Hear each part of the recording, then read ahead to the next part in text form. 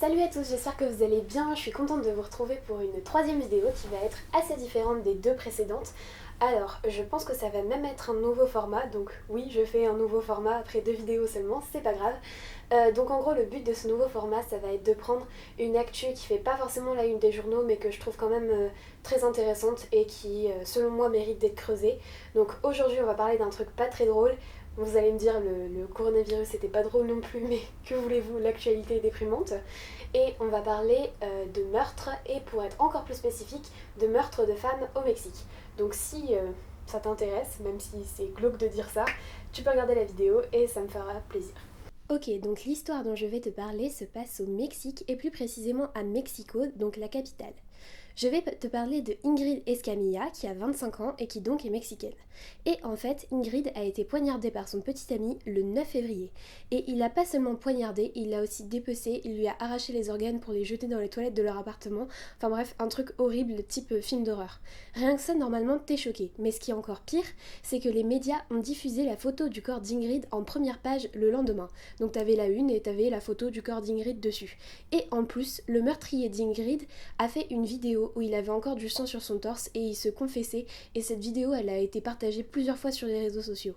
Donc le meurtre d'Ingrid, il a choqué autant par sa brutalité que par le fait que les vidéos et les photos, tout ça ont été diffusées sur les réseaux sociaux, dans les médias. Ça a vraiment profondément choqué.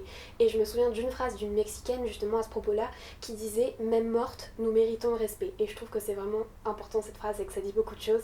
Et c'est pour ça qu'elles ont décidé de réagir. Donc déjà sur les réseaux sociaux comme Twitter ou Instagram, elles ont posté des photos réconfortantes pour honorer la mémoire d'Ingrid. Par exemple, elles ont posté des papillons, des fleurs, etc.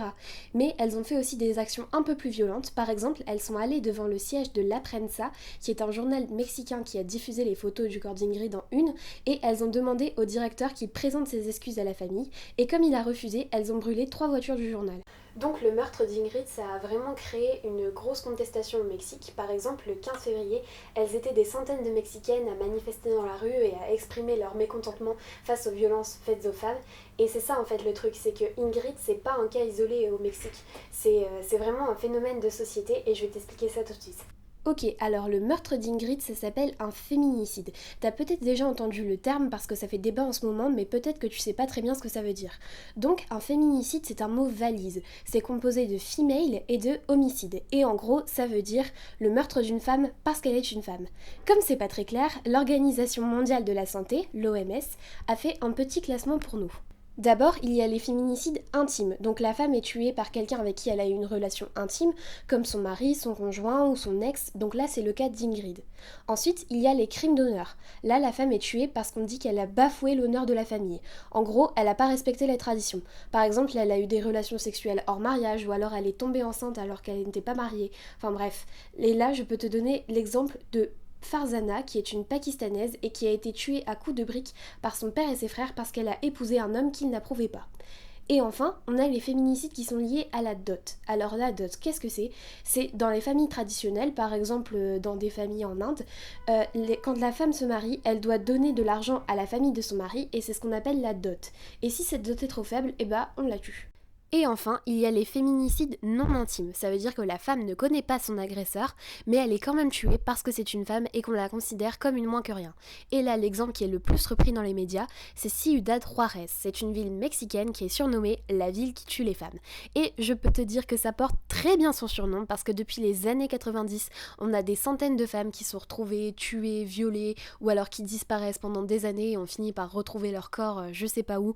Enfin bref, c'est horrible, mais le problème c'est que comme c'est une ville qui est déjà de base très violente, les féminicides sont un peu noyés dans les autres meurtres et du coup on n'y fait pas vraiment attention. Si la ville dont je te parle, Ciudad Juárez, c'est une ville mexicaine, c'est pas un hasard. On revient au Mexique justement parce que là-bas, il y a énormément de féminicides. Et c'est pas du tout un euphémisme. En fait, en 2019, selon Le Monde, il y a eu 1006 féminicides au Mexique. Et selon El País, qui est un journal espagnol, il y a eu 3142 féminicides. Donc oui, ça fait un gros écart entre les deux chiffres, mais il faut bien que tu gardes à l'esprit qu'il y a des meurtres qui sont dits féminicides, mais en fait qui ne le sont pas, ou alors des féminicides qui sont maquillés en suicide, ou alors des autorités qui relèvent pas les féminicides. Enfin bref, les chiffres, c'est un peu compliqué d'avoir le chiffre exact, mais il faut juste que tu retiennes que chaque jour au Mexique, entre 3 et 10 femmes sont tuées, et énorme, enfin bref. Et l'autre chiffre que je peux te donner, toujours selon le quotidien espagnol El País, c'est que si tu tues une femme au Mexique, tu as seulement 25% de chances d'être poursuivi. Et encore, être poursuivi en justice, ça veut pas dire aller en prison, tu vois. Donc il y a vraiment très peu de meurtriers qui sont inquiétés et c'est ça qui est limite encore pire. Donc là, t'as compris que Ingrid au Mexique, c'était pas du tout un cas isolé, bien au contraire. Et les Mexicaines en ont marre parce qu'elles se sentent vraiment pas en sécurité et elles ont l'impression que ça change pas. Du coup, elles essayent de faire bouger un peu les choses à leur façon. Par exemple, en novembre, il y a une fête très populaire au Mexique qui s'appelle El Día de los Muertos, donc c'est le jour des morts, et c'est un peu notre équivalent de la Toussaint, mais en 10 fois plus joyeux. Enfin, je sais pas si t'as vu le dessin animé Coco, mais en gros, voilà, c'est ça. Et elles ont répliqué en faisant El Día de las Muertas, donc le jour des mortes, c'est-à-dire le jour des féminicides, où elles ont planté des croix en hommage aux victimes.